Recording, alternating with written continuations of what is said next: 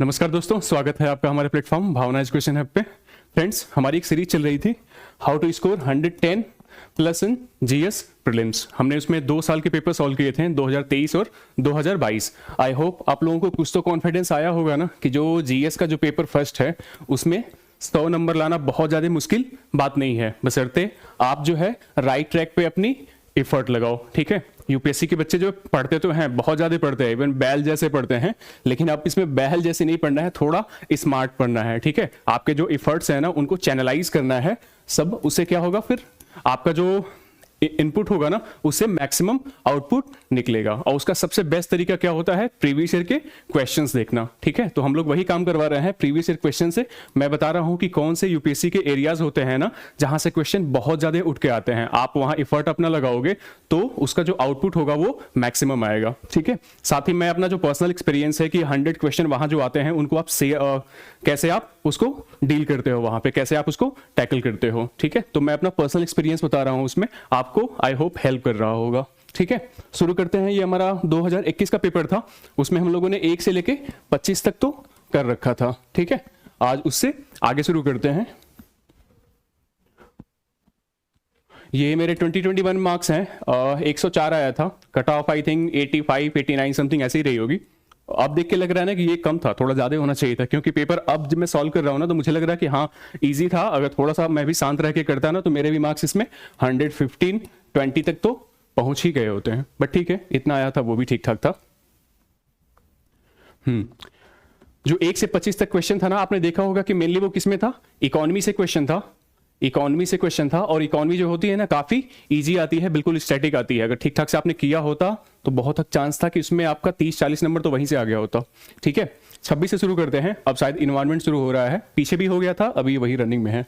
ठीक है, तो पहला क्वेश्चन है, निम्नलिखित में से जो कौन सा जीव है वो जीव निस्यंदक भोजी है। हिंदी बहुत टफ पड़ती है ना, निस्यंदक भोजी। इधर पढ़ जाइए। विच one of the following is a filter feeder. मतलब फीड कैसे करता है, अपने खाने को ना फिल्टर करके खाता है। तो मेनली देखो, इसमें से अगर आपने नाम सुन रखा है ना तो आपके लिए तो बहुत इजी हो सकता था। मैंने सुन रखा था, ठीक है, क्योंकि मुझे देखो कैटफिश की हैबिट पता है, वो अफ्रीका साइड में पाई जाती है ना, बिल्कुल दलदली वाटर में रहती है, वो मडी वाटर में वहां फीड करती है। तो ये तो पक्का नहीं था। ऑक्टोपस को भी मैंने खाते हुए देखा है, बस वो मुंह से क्रश करके खाता है, वो भी नहीं हो सकता था। सिंपल जो ये सीप वाले होते हैं ना, जो मोलस्क होते हैं ना, ठीक है, यही इनकी जो हैबिट होती है क्या होती है, फिल्टर फीडिंग की होती है। ठीक है, ये पानी अपने अंदर लेते हैं, फिर वहां जो आपके जो छोटे छोटे ऑर्गेनिजम्स होते हैं उनको खा लेते हैं, बाकी जो वाटर होता है उसको बाहर निकाल लेते हैं। ठीक है ना, तो ये जो ओएस्टर हो गया, सीप हो गया आपका, यही फिल्टर फीडर था। और ये तो पक्षी है, मुझे नहीं लगता कि ये वाला आपको ऑप्शन में भी आया होगा। ठीक है,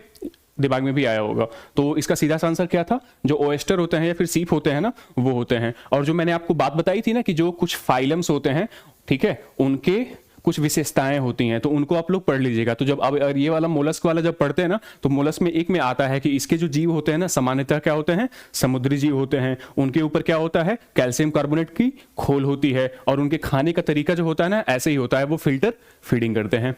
ठीक है ना, सो इजी क्वेश्चन था। एटलीस्ट अगर आपने पढ़ा होता ना, अगर थोड़ा सा अगर इसको देख रखा होता तो आप लोगों के लिए इजी था, बिना देखे ही सीधा मार के निकल लेते। 10 सेकंड में आपके 2 नंबर मिल जाते। ठीक है, आगे के लिए ये वाला तो प्लीज कर लीजिएगा आप लोग ना, जो हम लोग बायोलॉजी पढ़ते हैं ना उसमें जूलॉजी वाला, तो जूलॉजी में ये सारे फाइलम्स पढ़ते हैं, तो एक बार प्लीज देख लीजिएगा। और हर वर्ग से जो कुछ प्रमुख जीव होते हैं ना उनके बारे में भी, उनकी फीडिंग हैबिट्स, उनके बारे में आप लोग देख लोगे। ठीक है, तो 26 वाला ये हो गया। 27 निम्नलिखित जैव भू रासायनिक चक्रों में से किसमें चट्टानों का अपक्षय चक्र में प्रवेश करने वाले पोषक तत्व के निर्मुक्त होने का मुख्य स्रोत है। हिंदी तो एटलीस्ट मुझे समझ में नहीं आती है जल्दी अब। ठीक है, लेकिन ये देखो, जैव भू रासायनिक चक्र होता है, बायो जियोकेमिकल साइकिल पढ़ते हैं। इन्वायरमेंट का एक पूरा चैप्टर इसी पे डेडिकेटेड है। दिन उसमें आप कार्बन साइकिल पढ़ते हो, हाइड्रोजन वाला पढ़ते हो, नाइट्रोजन का पढ़ते हो, उसी में बात आती है सल्फर की, उसी में बात आती है फॉस्फोरस की। ठीक है, एक ही चैप्टर में है। और ये जो है ना यूपीएससी की कह सकते हो थीम है, कई बार रिपीट हुई है इस साइकिल से। एक पेज का चैप्टर है, इसी से क्वेश्चन उठ के आ जाते हैं।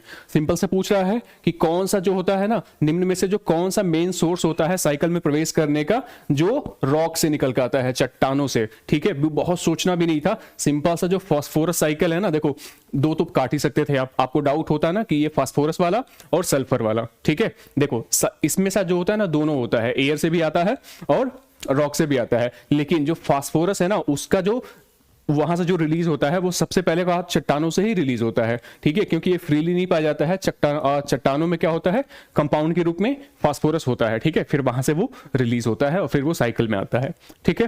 तो इवन लाइन पूरी डिट्टो लिखी पड़ी है, अगर आपने साइकिल पढ़ा होता है ना तो वहां से हो सकता था। तो ये तो करने का तरीका था, आगे से यही 4-5 साइकिल हैं, तो आगे के लिए ये वाला जो चैप्टर होगा ना, कार्बन साइकिल क्या है, नाइट्रोजन साइकिल है, अब वाटर का भी देख लोगे आप, H2O तो H2 का हो जाएगा यहाँ से, फास्फोरस का एक बार साइकिल देख लोगे, सल्फर का देख लोगे, ठीक है ना, इजी था। 28 क्वेश्चन, निम्नलिखित में से जो कौन सा जीव है अपरदहारी डेट्राइवोर है, ठीक है, डेट्राइवोरस है।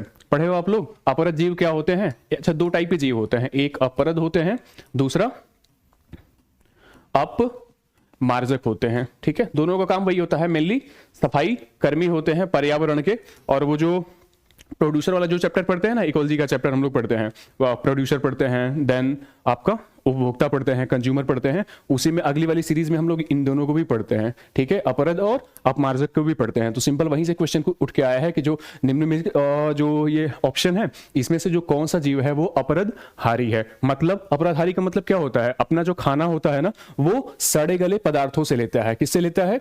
सड़े गले पदार्थों से। ऑप्शन देख लो, केचुआ का नाम सुना होगा ना, मिट्टी में रहता है, सड़े गले चीजें खाता है, एटलीस्ट इतना तो पता ही होना चाहिए था बचपन से भाई, केचुआ देख रहे हो आप, हो गया खत्म। दूसरा देखो, जेली फिश का नाम आपने सुन रखा होगा, फिश में पाई जाती है, आई थिंक वो नीमेटोड है, ठीक है ना। तो जेली फिश अगर आप जानते होते तो काट सकते थे कि जेली फिश का काम ये नहीं होता है, समुद्र में पाई जाती है, ठीक है, स्टिंग मारती है। तो ये मेरे ऑप्शन में क्या कहते हैं, हम लोगों ने ना ग्रेजुएशन में इसको पढ़ रखा था, हमारे सिलेबस में था, तो मैं तो यहां से जानता था। और क्या आप देख सकते थे, ये जो समुद्री घोड़ा होता है ना, सी हॉर्स होता है, ये भी समुद्र का जीव होता है और ऐसा कुछ काम तो करता नहीं है, और पीछे अगर ये तो आया हुआ है बहुत बार, यूपीएससी के स्टेटमेंट में बन चुका है। तो आप 2 और 4 तो बिल्कुल एलिमिनेट कर सकते थे, अगर नहीं पता होता तो मैं बात कर रहा हूं, वैसे पता होना चाहिए था, ठीक है ना। तो 2 और 4 जहां पे है खत्म कर दो, 2 ही खत्म कर दो, सिर्फ 2 खत्म कर दोगे तो आपका एलिमिनेट होके आंसर आ जाएगा, ठीक है। बहुत टफ तो मुझे नहीं लगा होगा आप लोगों को। आगे के लिए यही वाला जो चैप्टर होगा ना, ये वाला इकोसिस्टम वाला, जिसमें वो फूड चेन है, फूड वेब है, बहुत सारे वो है ना, पिरामिड्स वाला वो जो चैप्टर है, उसको आप लोग निपटा दोगे, ठीक है। सो इसका आंसर क्या हो जाएगा? 3 आ जाएगा, ठीक। अब तक हम लोगों ने जितने क्वेश्चन देखे हैं ना, मैक्सिमम वाले बिल्कुल स्टैटिक से आ रहा है ना। सो प्लीज आप लोगों से रिक्वेस्ट है, जो स्टैटिक है ना उसका कोई तोड़ नहीं है। आप करंट अफेयर के लिए पढ़िए, विजन मैगजीन जो भी पढ़िए, प्लस स्टैटिक एक बार करने के बाद वो भी रिलेवेंट सोर्सेस से, ठीक है। और अगर ये भी डाउट हो रहा है ना कि वो रिलेवेंट सोर्स कौन कौन से होंगे, सो आप लोग क्या करोगे, कमेंट कर देना, मैं बता ही दूंगा, ठीक है, ऐसा कुछ नहीं है। अगला, यूएनईपी द्वारा समर्थित कॉमन कार्बन मैट्रिक को किसके लिए विकसित किया गया है? 2 टर्म, एक यूएनईपी आ गया है, कॉमन कार्बन मैट्रिक को किस लिए विकसित किया गया है? देखो यार, उस समय तो मैंने सुन नहीं रखा था, ठीक है, मैंने उस टाइम गेस किया होगा, मे बी मेरा शायद सही होगा, क्योंकि अब मुझे पता नहीं एक्चुअली ना कि मेरा कौन सा सही हुआ था कौन सा गलत हुआ था, ठीक है, लेकिन शायद मैंने गेस तो किया था पक्का। यूएनईपी है, अच्छी खासी बॉडी है, पता होगा ना, यूनाइटेड नेशन एनवायरमेंट प्रोग्राम, ठीक है। पहला क्या है, तो हाँ, इसका जो ये कॉमन कार्बन मैट्रिक है, ठीक है, कुछ लग रहा है ना, मैट्रिक मतलब कुछ होगा भंडार टाइप का। सो इसका क्या यूज हो सकता है, या फिर कोई मापन का स्टैंडर्ड है, कुछ ऐसा कुछ। तो अगर ऐसे ही वर्ड करके आप मैच कर सकते हो, हालांकि ये ना गेस करने का है, रिस्की टाइप का है ना, क्योंकि अगर नहीं पढ़ रखा है तो आपको रिस्क हो जाएगा, ठीक है। मे बी ये साथ करंट अफेयर से था, उस टाइम मैंने नहीं कर रखा था, पढ़ लीजिए। पहला क्या है, संपूर्ण विश्व में, अच्छा, कॉमन कार्बन मैट्रिक, ठीक है, संपूर्ण विश्व में निर्माण कार्यों के कार्बन पदचिह्न का आकलन करने के लिए, लग रहा है ना कुछ कॉमन कार्बन मैट्रिक। और बात किसकी कर रहा है? Carbon footprint. और जो कार्बन फुटप्रिंट होता है ना, लगभग यही होता है कि आप हम जो लोग यूज करते हैं ना, उससे कितना कार्बन यूटिलाइज हो रहा है, फिर कितना कार्बन निर्मुक्त हो रहा है, कुछ ऐसे ही मिलता जुलता है, ठीक है।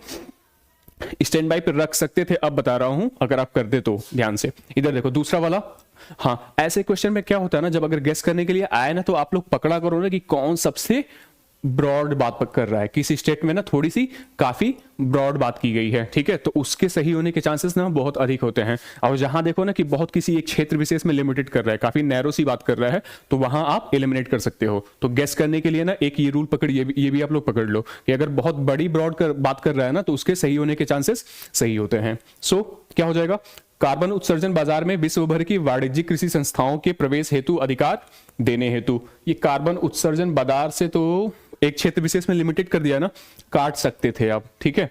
सरकारों को अपने देशों द्वारा किए गए समग्र कार्बन पदचिह्न के आकलन हेतु अधिकार देने के लिए। देखो यहां भी कार्बन फुटप्रिंट की तो बात कर रहा है, बट लेकिन एक किसी पर्टिकुलर सरकार गवर्नमेंट की बात कर रहा है, सो काट सकते थे।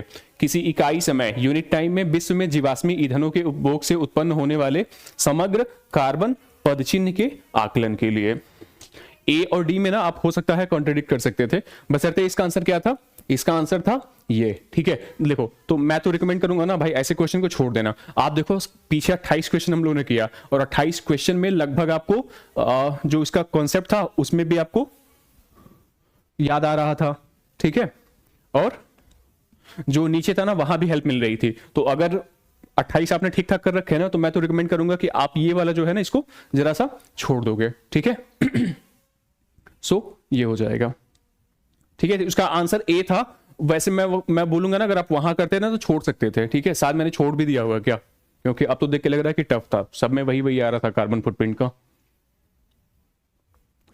30 का क्वेश्चन है, निम्नलिखित समूहों में से किन में ऐसी जातियां होती हैं जो अन्य जीवों के साथ सहजीवी संबंध बना सकती हैं, म्यूचुअलिज्म, सिम्बियोटिक रिलेशनशिप कौन कौन बना सकती हैं। इधर देखो क्या बोल रहा है, निम्नलिखित में से कौन से जीव है ना जो अन्य जीवों के साथ सहजीवी संबंध बना सकती हैं। नाइडेरिया का नाम सुन रखा है आप लोगों ने, नाइडेरिया वाले वो जो कोरल्स होते हैं ना, आपको बता दूं कोरल्स का अगर आपने पढ़ा होगा तो जो कोरल पॉलिप होते हैं तो उसमें जो वो कोरल होता है ना, जो पॉलिप होता है वो क्या होता है, यही नाइडेरिया से भी होता है, ठीक है ना।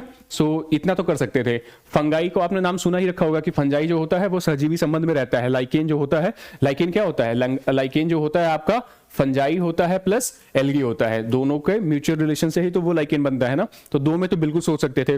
तीसरा देखो गेस करने का तरीका, देखो इतना ना माथापच्ची नहीं करनी थी, सिंपल सा बोला क्या है ना कि इनमें से कौन सी ऐसी जातियां होती हैं जो अन्य जातियों के साथ सहजीवी संबंध बना सकती हैं। बताओ, नाइडेरिया में लाखों करोड़ों जीव होंगे, फंजाई वाले में लाखों करोड़ों होंगे, ये प्रोटोजोवंस में है लाखों करोड़ों होंगे, तो अब किसी के साथ म्यूचुअल संबंध बनाएंगे, इसकी पॉसिबिलिटी कितनी है, बहुत सारी पॉसिबिलिटी है ना कि कोई तो बना ही रखा होगा, और दो तो आप लोग जानते ही जानते हो। तो ऐसे क्वेश्चन में ना फिर सीधा ज्यादा माथा पच्ची नहीं करना कि प्रोटोजोवन का तो मुझे कोई एग्जांपल ही नहीं याद आ रहा है तो मैं इसको एलिमिनेट कर देता हूं। नहीं, लॉजिक लगाओ ना कि प्रोटोजोवन में कितने होते हैं तो उनके सही होने के चांसेस क्या हो जाएंगे सही हो जाएंगे। भैया अभी ना सर लाइट ऐसे भगी थी तो देखिए चल रहा है क्या,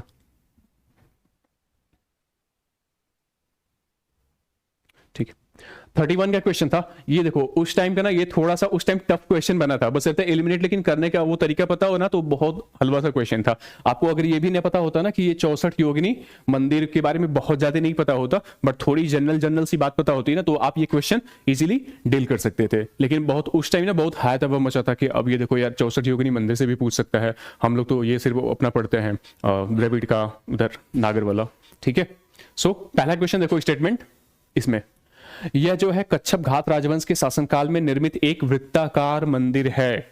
कोई स्टेटमेंट से कोई आइडिया नहीं लग रही है, अगर आपने नहीं पढ़ रखा होगा ना तो कोई आइडिया नहीं लग रही थी, मुझे भी वहां पे हवा नहीं लगी थी, ठीक है। दूसरा, अच्छा हाँ, लेकिन 64 योगिनी मंदिर के बारे में आपको क्या लग रहा है, इतना तो पता होना चाहिए था ना कि जो 64 योगिनी मंदिर है ये क्या कौन सा मंदिर है, माता जी का मंदिर है ना, वो शक्ति का मंदिर है, तो ये शाक्त धर्म से रिलेटेड है, बस इतना आपको पता होना चाहिए था, ठीक है। और थोड़ा एलिमिनेशन यहाँ पे हेल्प कर रहा था।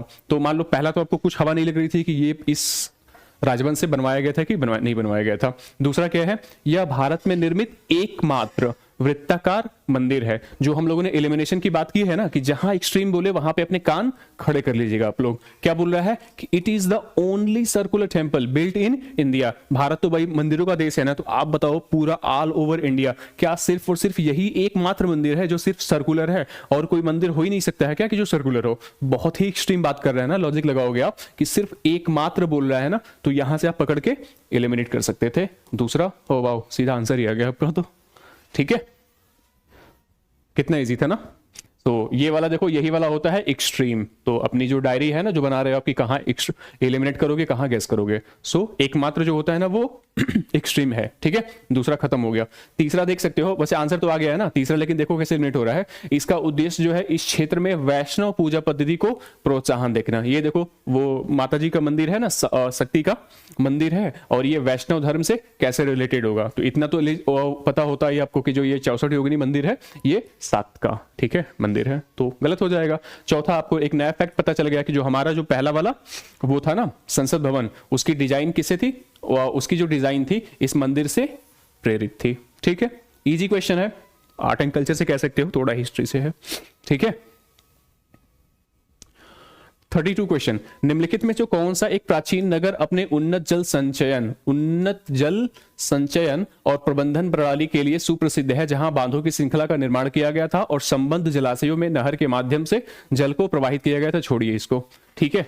प्राचीन नगर है जिसकी जल प्रणाली क्या थी, उन्नत थी। देखो ये आपका स्टैटिक भी था उस टाइम, स्टैटिक भी था, प्लस ये आपका करंट अफेयर था। करंट अफेयर इसलिए था ना कि जो आपका ये जो धौलावीरा था उसको यूनेस्को की वर्ल्ड हेरिटेज साइट में लिस्ट किया गया था। बात समझ में आ रही है। तो पूरा डिस्कस हो गया था। क्यों डिस्कस किया गया था, इसकी इंपॉर्टेंस क्या थी, तो इसकी इंपॉर्टेंस यही थी कि इसका जो जल प्रणाली थी ना वो काफी अपडेटेड थी, काफी एडवांस थी, ठीक है। सो करंट अफेयर था, और बेसिक हम लोग पढ़ते भी हैं जब धौलावीरा के बारे में पढ़ते हैं ना, तो उनकी विशेषताओं के बारे में तो पढ़ेंगे ही पढ़ेंगे, और ऐसा भी नहीं कि बहुत छोटा सा हड़प्पा का वो साइट है जिसको आप लोग पढ़ते भी नहीं हो। सो ये था, ठीक है।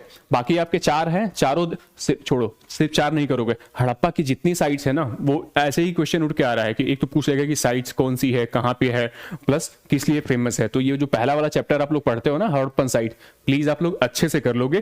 प्लस यूनेस्को की अगर साइट जो है ना कुछ अगर अपडेट हो रही है, चाहे वो मूर्त वाली हो चाहे अमूर्त वाली हो, आई थिंक इस बार तो ना मूर्त और अमूर्त दोनों में ऐड किया गया है, तो आप लोग अपनी पूरी जानकारी देख लोगे। और सिर्फ अपडेट किया गया सिर्फ वही नहीं, पीछे जो है ना आई थिंक अभी ये जो वर्ल्ड हेरिटेज साइट है ना 42 हो चुकी है। अभी रिसेंट में वो शांति निकेतन को ऐड किया गया है, और जो होयसल वाले मंदिर है ना हेलीबेड के, उनको ऐड किया गया है। तो प्लस उनके बारे में तो पूरा जानोगे, प्लस जो पीछे के जो 40 और है ना उनके बारे में भी कि उनको कब ऐड किया गया था, उनकी विशेषताएं क्या हैं, वो सब देख लोगे, ठीक है। साथ ही ये भी देख लोगे ना कि हाँ अगर कोई समूह है ना तो वो किस मंदिर के किस नदी के आसपास है।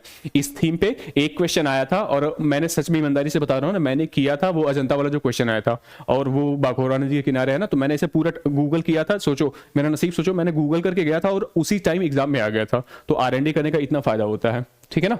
सो ये वाली थीम अच्छी है, ऐसे करके करोगे ना तो इससे क्वेश्चन आने की संभावना रहती है, ठीक है। सो इजी क्वेश्चन कहूंगा ना, ये तो करंट अफेयर था, सबका हो गया होगा। उस साल जो मॉडर्न हिस्ट्री से क्वेश्चन आए थे ना, बड़े इजी क्वेश्चन आए थे, और ये भी लगभग एंशिएंट का है, बट ये भी इजी था।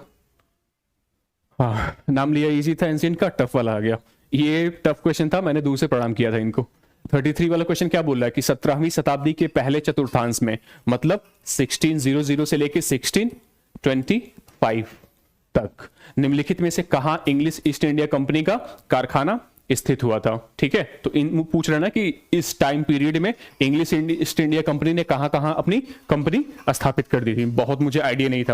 हम लोग जनरली क्या पढ़ते हैं कि जो अंग्रेजों ने है कहां कहां उनकी फैक्ट्रीज थी, बट इतना क्लोज टाइम फ्रेम में कहां कहां करती है ये तो उस टाइम मैंने नहीं कर रखा था। लेकिन पता है अब कर सकते थे, क्योंकि देखो क्या है, जो कंपनी आई थी ना ये उसका बिल्कुल अभी शैशव काल था हमारे यहाँ, ठीक है। तो बहुत ज्यादा ना दूर गई नहीं थी, सिर्फ भड़ूच के आसपास वो केंद्रित थी, ठीक है। तो उस हिसाब से गैस कर सकते थे, लेकिन यार वहां मेरा दिमाग बहुत ज्यादा काम नहीं किया था, तो शायद मैंने छोड़ दिया था इसको, ठीक है ना। सो ये मॉडर्न हिस्ट्री का क्वेश्चन है। किसका क्वेश्चन है?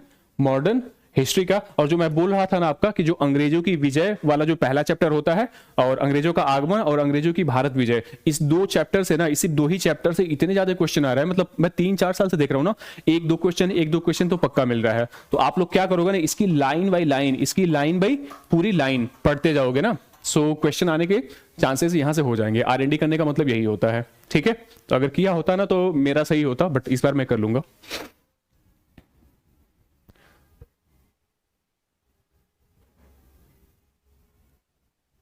ओ 34 का होल्ड कीजिएगा आप। हिंदी इसका ट्रांसलेट नहीं हुआ है, कोई नहीं, इंग्लिश पढ़ लेते हैं। इंग्लिश इतनी अच्छी आती होगी आप लोगों को ना, 34 का क्वेश्चन था, देखो ये ना मेडिवल जो हम लोग पढ़ते हैं एंशिएंट और मेडिवल वाला, वहां से क्वेश्चन है, ठीक है। टफ क्वेश्चन हो सकता था, बट इसके जो ऑप्शन थे ना वो ऐसे बनाए गए थे, ऐसे फ्रेम किए गए थे कि उस टाइम थोड़ा सा इजी हो गया था। जैसे पढ़ो क्या बोल रहा है, from the decline of the Gupta's, ठीक है, 5वीं सदी के आसपास उनका डिक्लाइन हो गया था, until the rise of the Harshavardhana in the early 17th century, which one of the following kingdoms were holding power in the northern India, ठीक है। बोल रहा है कि गुप्ता का जो until the rise of the Harshavardhan, Gupta के खत्म होने के बाद और हर्षवर्धन के राइज होने तक नॉर्थ इंडिया में जो कौन कौन से किंगडम थे ना जो वहां पे शक्ति के केंद्र बने हुए थे, तो आप बताओ कौन कौन से बने हुए थे। इतना तो पता होगा ना, कुछ तो लॉजिक होगा कि गुप्ता पीरियड जब खत्म हुआ था ना, तो इसका तो हम लोग नाम सुनते ही सुनते हैं। किसका सुनते हैं? थानेश्वर के जो पुष्यभूतीस थे ना, थानेश्वर के जो पुष्यभूति थे उनके नाम तो आप सुनते ही सुनते हो। ये जो हर्षवर्धन है ना इसी से था, ये तो इतना तो पढ़ते हो भाई, ठीक है। ऐसा वो छोटा सा साम्राज्य नहीं है ना, ये ऐसा छोटा सा राजा है जिसको आप लोग नहीं पढ़ते हो। तीसरा तो पक्का पढ़ते हो ना, ठीक है। तीसरा कहां पढ़ते हो? ऑप्शन से इजी हो गया था ना, बशर्ते अगर नहीं होता ना तो मुझे भी टफ लगता था, बट लेकिन इसका ऑप्शन ऐसा ही बन गया था ना कि वो इजी बन गया था, तो हम लोगों ने तीसरा कहा था, बढ़िया। और चौथा the Maukhari of Kannauj.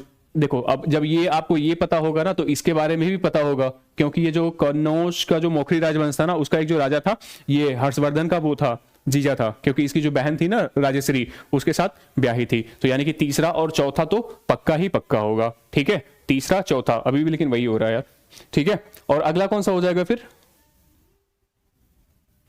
Gupta's of मदगा। देखो ठीक है यार, बहुत ज्यादा हेल्प नहीं मिली थी, लेकिन दो ऑप्शन तो था उस टाइम।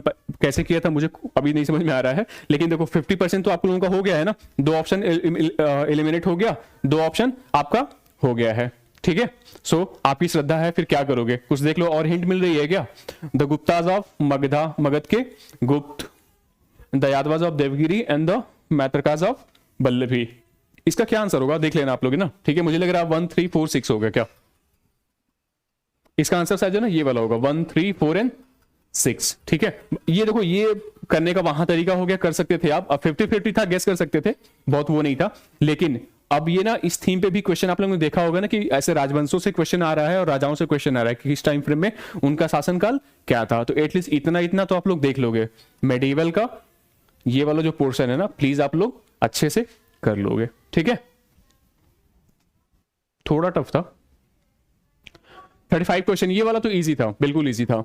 क्या पूछ रहा है कि जो पुर्तगाली लेखक आया था नूनीज, ठीक है, विजयनगर साम्राज्य में आया था, तो उसने विजयनगर साम्राज्य की महिलाओं के बारे में क्या क्या बोला है। इतना बस आपको पता होता है ना कि हाँ विजयनगर साम्राज्य में जो महिलाओं की स्थिति थी ना वो क्या थी, काफी अच्छी थी, ठीक है। और वो लगभग सभी क्षेत्रों में अपना प्रतिभाग करती थी, उनकी उपस्थिति क्या थी, सभी क्षेत्रों में थी, ठीक है। तो पहला क्या हो जाएगा, कुश्ती में थी कि नहीं थी? डाउट होगा क्या कि अगर महिलाएं कुश्ती लड़ सकती है कि नहीं लड़ सकती हैं। उन्होंने स्पेशली मेंशन किया था कि वो मल्ल युद्ध में काफी पारंगत थी, ठीक है। तो सोचो मत इतना, ज्योतिष शास्त्र थी, पढ़ती लिखती थी तो थी, लेखाकरण में थी, भविष्यवाणी में भी थी। ऐसा कुछ नहीं है ना जिसको आप एलिमिनेट करोगे, तो सारे में वो प्रतिभाग करती थी, उनकी स्थिति काफी अच्छी थी, ठीक है।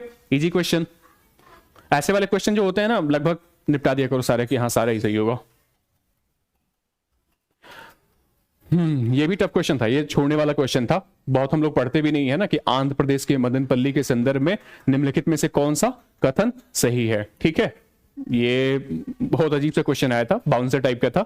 तो बाउंसर में यही होता है कि जब बाउंसर आया ना तो अब नीचे झुक के डक कर लो, ठीक है। सो मैंने तो छोड़ रखा था, आई थिंक इसका आंसर ये था क्या, मदनपल्ली में ये जो रविंद्रनाथ टैगोर जी थे उन्होंने वहां पे बांग्ला से इंग्लिश में अनुवाद किया था अपने राष्ट्रगान का, ठीक है। छोड़ने वाला क्वेश्चन था, ऐसे क्वेश्चन को आप छोड़ सकते हो क्योंकि बहुत ज्यादा इतना डीप तो कोई पढ़ता भी नहीं है, ठीक है। और पता नहीं मुझे स्पेक्ट्रम में मिला था कि नहीं मिला था, पता नहीं, ठीक है। तो ऐसे क्वेश्चन भाई दूर से प्रणाम कर लो, ये भी करने का एक तरीका होता है, ठीक है।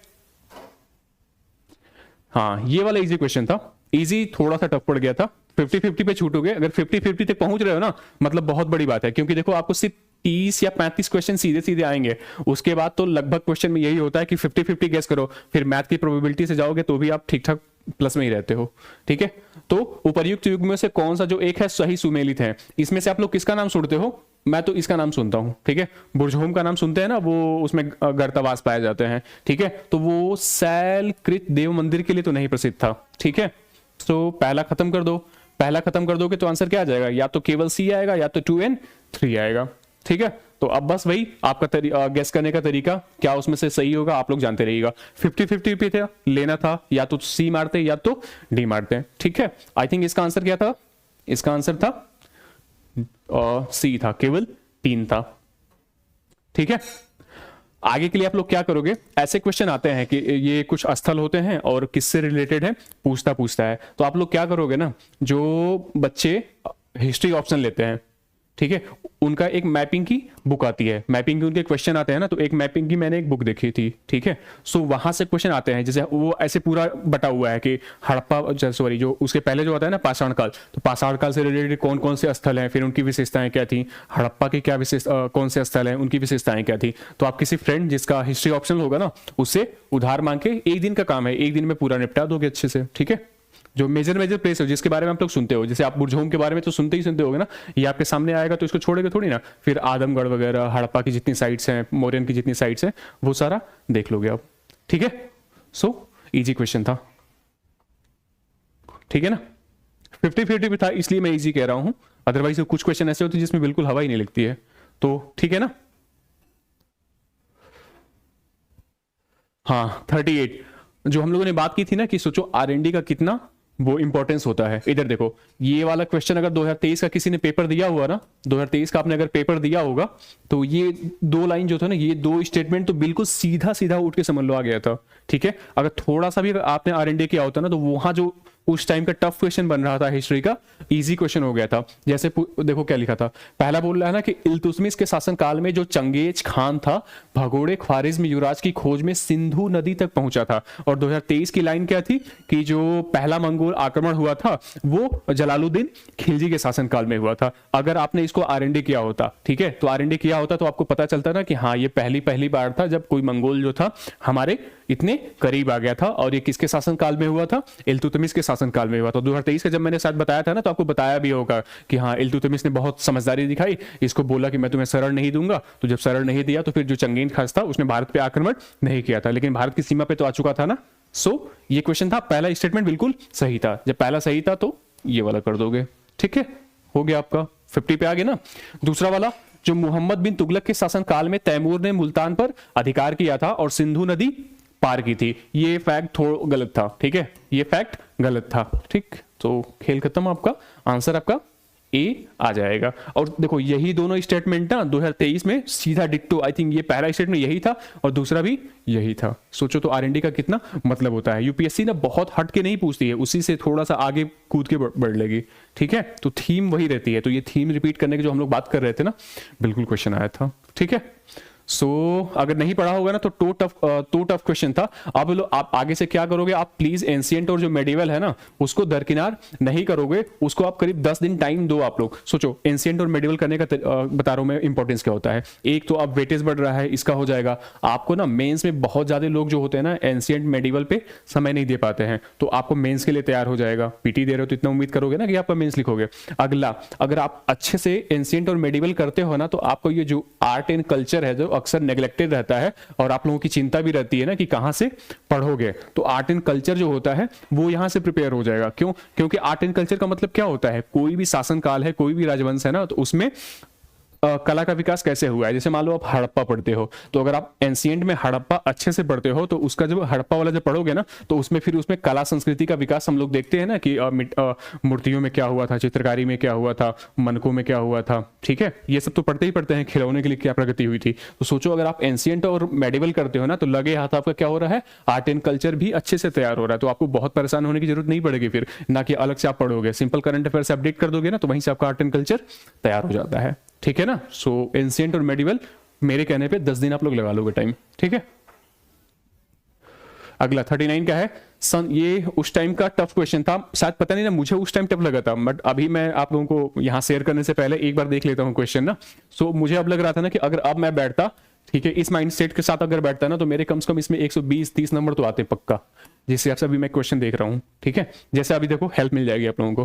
पहला बोल रहा है जो संत फ्रांसिस जेवियर थे वो जेसुइट संघ ऑर्डर के संस्थापक सदस्यों में से एक थे। अभी जब मैंने गेस करने की आप लोगों को बताए रखा है ना, बता रहा हूं कि कैसे गेस करोगे, तो गेस करने में मैंने क्या बता रखा है आपको कि अगर कहीं ये वाली लैंग्वेज आती है कि he was the one of the, उनमें से एक थे। तो ऐसी जो लैंग्वेज होती है ना, इसे बोलते हैं, बहुत जनरलाइज बात कर रहा है, तो इसके सही होने के चांसेस क्या होते हैं, 90% होते हैं। गलत भी हो सकता है but most of the chance, मतलब अधिक से अधिक चांस क्या होता है, वो सही हो जाएगा। तो अगर जहां ये आ जाए ना कि एक थे, संस्थापक सदस्यों में एक थे, ये भी नहीं बोला कि संस्थापक सदस्य थे, बोला कि उनमें से एक थे, तो बहुत लोग रहे होंगे, उनमें से एक था, तो गेस करने के रूप में आप ले सकते हो कि हाँ सही है। ठीक है, सो इस हिसाब से ये वाला तो गायब हो जाएगा। फिर दूसरा देखो आप, जो संत फ्रांसिस जेवियर की मृत्यु जो हुई थी वो गोवा में हुई थी, तथा उन्हें यहां उन्हें एक समर्पित गिरजा घर है। देखो ये बहुत जोर दे के बोल रहा है ना कि ये संत जी थे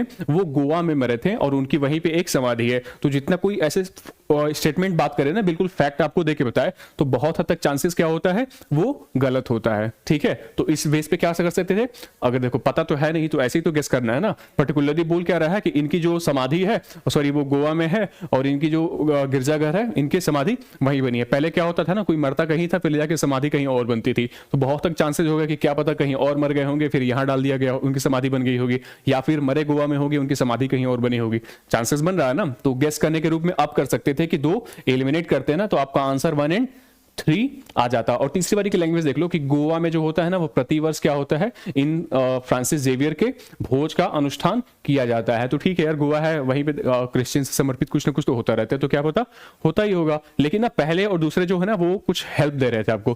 पहला वाला बोल रहा था कि हाँ मैं सही हूं, और दूसरा वाला बोल रहा है कि मैं गलत हो सकता हूं, तो रिस्क ले सकते थे ऐसे में।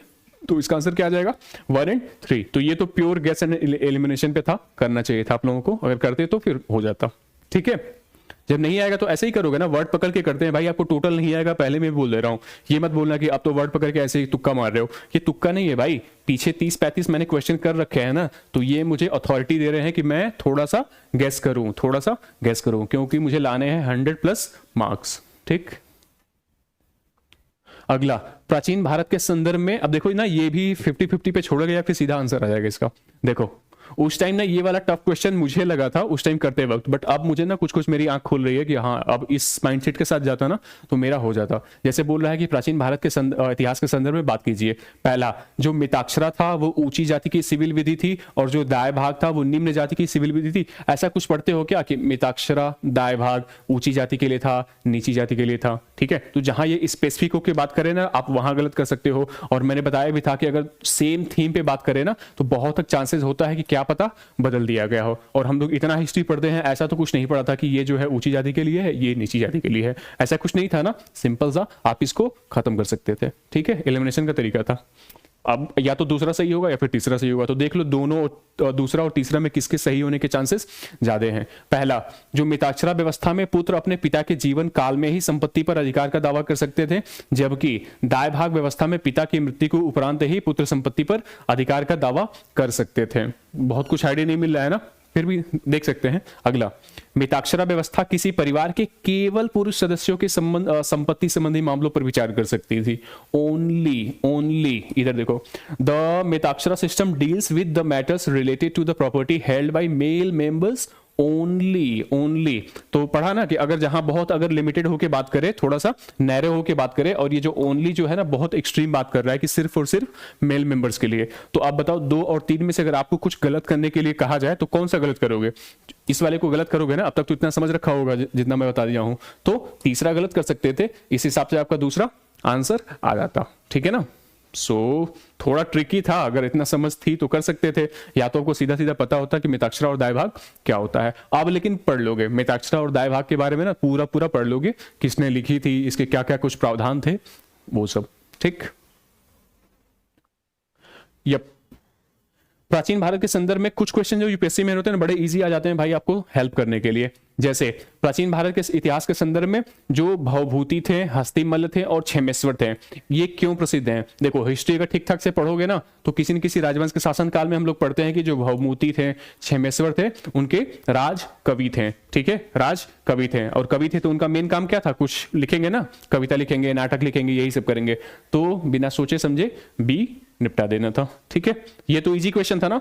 आगे के लिए आप यही करोगे कि कुछ हर राजवंश के जो प्रमुख राजा थे ना, उनके जो प्रमुख राजकवि थे उनके बारे में पढ़ लेना कि वो कौन थे, प्लस उनकी कुछ रचनाओं के बारे में पढ़ लोगे। तो आगे के लिए ना इनकी इनकी इनकी क्षमेश्वर क्या आई थिंक दाई भाग या मिताक्षरा इन्हीं में से कुछ की है क्या, देख लेना आप लोग। ठीक है, तो इनकी रचनाओं के बारे में आप लोग पढ़ लोगे। ठीक, गुड।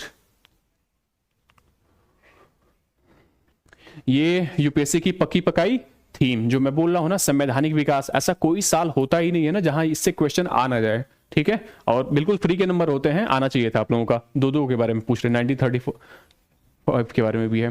पहला 1919 का जो मॉन्टेग्यू चेम्सफोर्ड सुधारों में से 21 वर्ष से अधिक आयु के सभी महिलाओं के लिए मताधिकार की संस्तुति की गई थी। आप बताओ, जो 21 वर्ष से अधिक आयु की जितनी भी महिलाएं थी, क्या सबको मताधिकार दे दिया गया था? बिल्कुल नहीं। जो हमारे यहाँ मिला है ना, वो स्वतंत्रता के बाद मिला है सभी लोगों को वोटिंग राइट्स, वो भी महिलाओं को। ठीक है, इवन सभी पुरुषों को उस समय नहीं थी, तो सभी महिलाओं के लिए तो बहुत दूर की कौड़ी होगी ना।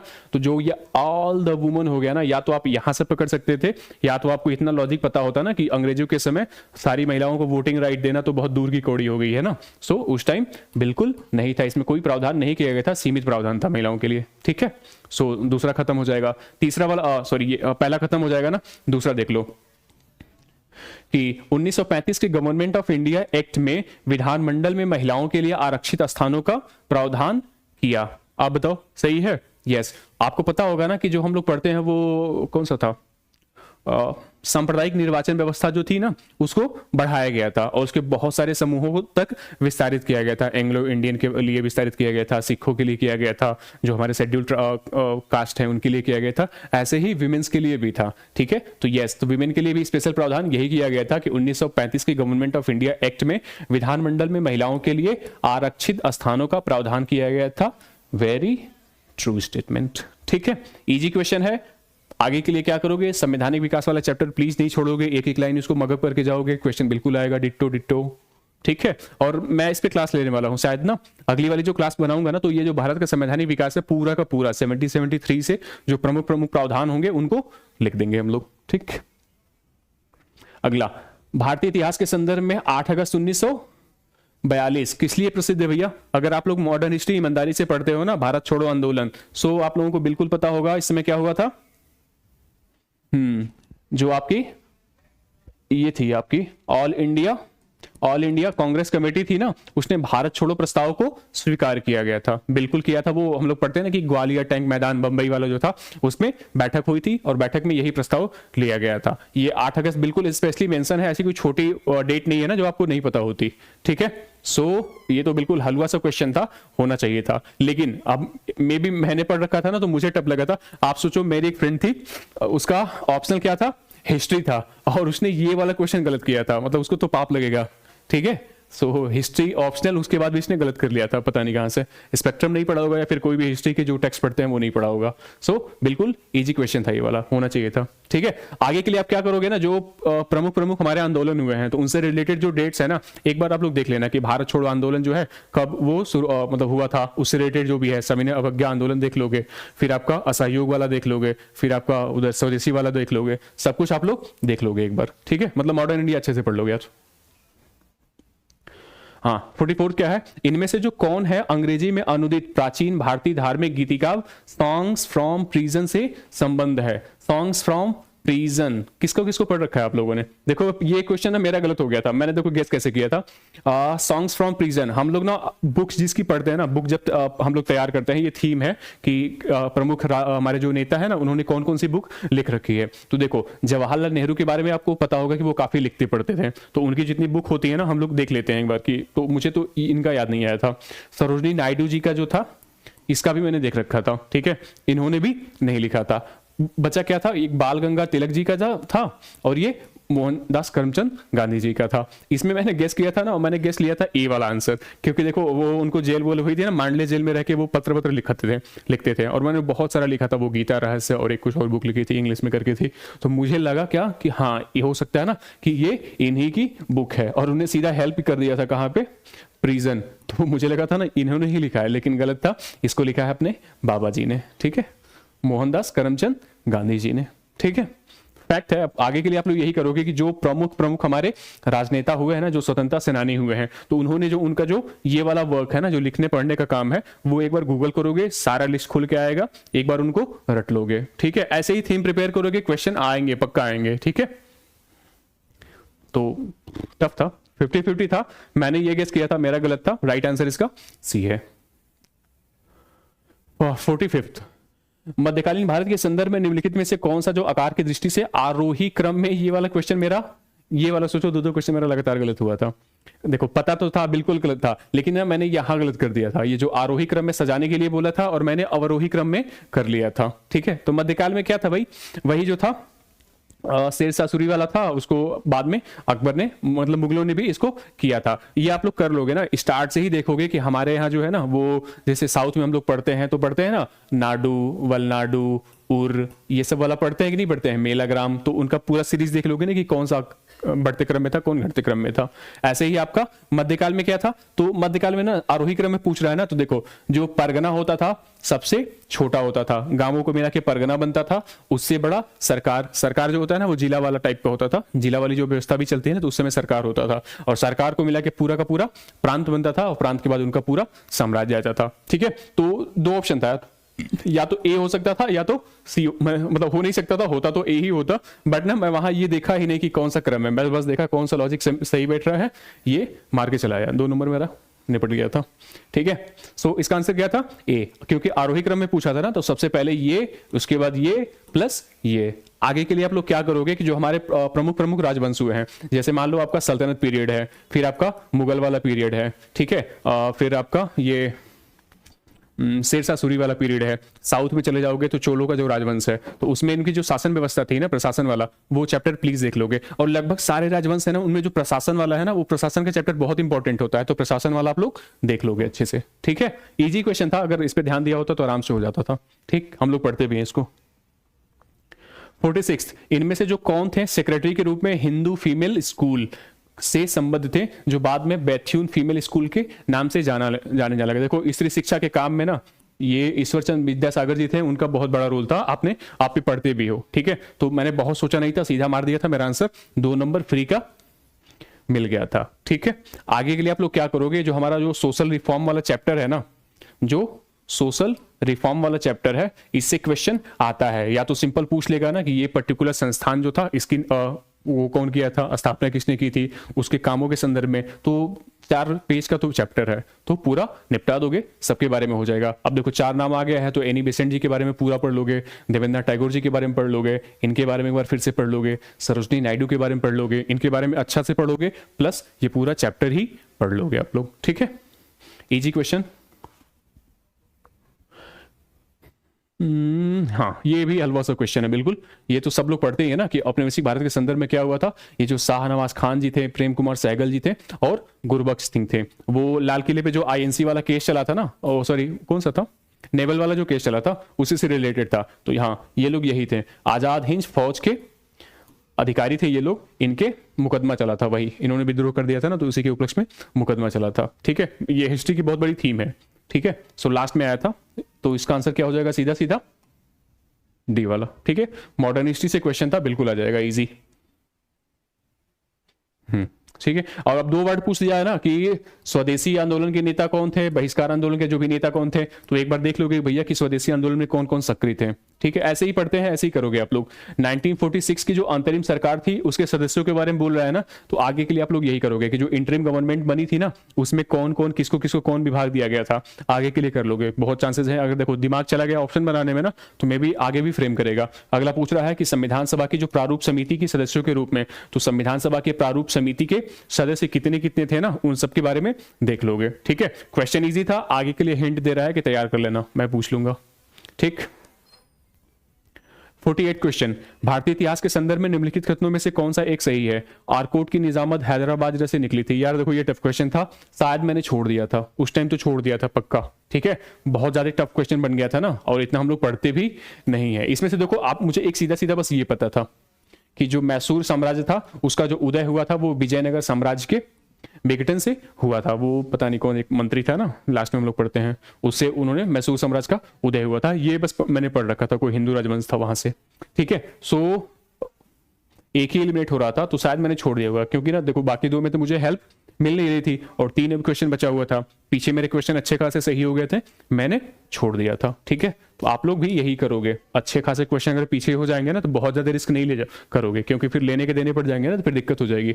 ऐसे क्वेश्चन में बहुत ज्यादा गेस हेल्प नहीं करता है। 49 क्वेश्चन बिल्कुल इजी, जो मैंने बताया था ना कि अगर आपने पीछे R&D किया होता तो कर सकते थे ऐसी प्रिपेयर, क्योंकि देखो पूछा क्या था ना कि जो हम्पी के मंदिर थे, ठीक है, हम्पी वाला जो मंदिर समूह था, पूछा था कि वो किस नदी के किनारे हैं, ये वाला पीछे क्वेश्चन आया हुआ था। ठीक है, तो ये थीम हो गई ना कि हमारी कोई वो यूनेस्को की साइट है, पूछ रहा है कि किस नदी के किनारे है।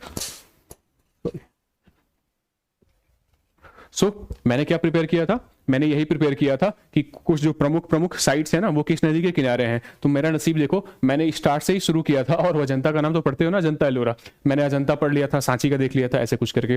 तो अजंता बाघोरा नदी, बहुत सोचना भी नहीं था, सीधा आपके 2 नंबर मिल गए थे। आगे के लिए आप लोग यही करोगे कि आप जो 42 साइट्स है ना, तो उसमें देख लो कि कौन से प्रमुख हैं, ठीक है, और वो किस नदी के किनारे हैं। जैसे बाघवा गुफा हो गई, अब अजंता हो गया, एलोरा हो गया, फिर आपकी सांची स्तूप हो गया, एक बार देख लेना ना, पांडुलेनी केव हो गई आपकी, अमरावती का स्तूप हो गया, ये सब। ठीक, अगर कर रखा था तो इजी क्वेश्चन था, वरना फिर टफ पढ़ने वाला था। ठीक है ना, थीम बता दिया है, आप लोग प्रिपेयर कर लोगे। डेट वाला क्वेश्चन यार 2-3 साल से पूछ रहा है, ठीक है, मैंने शायद छोड़ दिया था क्या, क्योंकि देखो पढ़ तो रखा नहीं था कि यूनिसेफ द्वारा 21 फरवरी को अंतर्राष्ट्रीय मातृभाषा दिवस घोषित किया गया था। और बहुत ज्यादा अगर स्पेसिफिक होके बोले ना तो अब कर सकते हो कि जो मैंने बता दिया ना कि बहुत स्पेसिफिक होके बोले ना, कोई डेट्स बता दे, कोई फैक्ट बता दे, कोई प्लेस बता दे, तो ऐसे फैक्ट जो होते हैं ना वो गलत हो जाते हैं, चांसेस होते हैं गलत होने के। या तो पता रहेगा तो कर सकते हो, अगर रिस्क लेना है ना तो रिस्क लेके गलत कर सकते हो। मैंने शायद छोड़ रखा था क्योंकि ना मुझे हेल्प नहीं मिल रही थी, मतलब हिंट नहीं आ रहा था, थोड़ा भी नहीं सुन रखा था, तो पहला वाला तो गलत हो जाएगा। दूसरा क्या बोल रहा है, पाकिस्तान की जो संविधान सभा में यह मांग रखी गई थी कि राष्ट्रभाषाओं में बांग्ला को भी सम्मिलित किया जाए, तो यस ये उठाई गई थी, लेकिन मैं बता रहा हूं ना मैंने साथ छोड़ रखा था भाई। आंसर अभी देखा है ना, तो इसका आंसर सिर्फ बी है। अगर अब लगाना होता ना तो अब मैं शायद गेम रिस्क ले सकता था, क्योंकि पीछे मेरे अच्छे खासे सही हो गए हैं। और थोड़ा सा ये जो लॉजिक मैंने खुद अभी देखा है ना कि रिसर्च किया है, तो मैंने देखा है ना कि ये अगर कुछ फैक्ट वेट बता रहा है ना तो लगभग क्वेश्चन में 90% में क्वेश्चन में गलत ही हो रहा है, तो अब मैं तो रिस्क ले लेता हूं। ठीक है, आगे के लिए आप लोग यही करोगे। ठीक है, तो आई थिंक जो हम लोगों ने 50 क्वेश्चन किया ना, 50 क्वेश्चन में से हमारे आ गए कितने नंबर, 80-90 नंबर तो आ ही गए होंगे ना, 80-90 नंबर, सोचो सिर्फ इतने में से आ गए हैं। तो अपने आप को अगर थोड़ा सा वहां पे करते वक्त बिल्कुल शांत रखोगे आप लोग, प्लस अपना जो हथियार है ना ये सब बिल्कुल प्रिपेयर होके जाओगे उस जंग वार भूमि में, तो क्या होगा, आपका सही होने के चांसेस हो जाएंगे, बिल्कुल सही हो जाएंगे। एटलीस्ट ना जीएस बहुत परेशानी की बात नहीं होती यार, जीएस में कट ऑफ आप बिल्कुल कर सकते हो, जो 85-90 नंबर होते हैं ना ये तो बिल्कुल आराम से लाए जा सकते हैं। थोड़ा सा अपना स्टैटिक बिल्कुल अच्छे से क्लियर रखो, यूपीएससी के पीवाईक्यू पे थोड़ा सा कर लो, रिसर्च कर लो आप, और जो गैस और एलिमिनेशन का है तरीका वो प्रैक्टिस कर लो। तो जीएस ना बिल्कुल जो बोलते हैं कि अनप्रेडिक्टेबल है, ऐसा कुछ नहीं है, बिल्कुल प्रेडिक्टेबल है। ठीक है, आई थिंक आप लोगों को कुछ तो कॉन्फिडेंस आ रहा होगा ना। देखो इस पूरे सीरीज का करने का मतलब सिर्फ यही है ना कि आपको कॉन्फिडेंस आए। ठीक है, सो आई होप मैं अपने इस प्रयास में सफल हो रहा हूं। ठीक है, सो थैंक यू आज के लिए।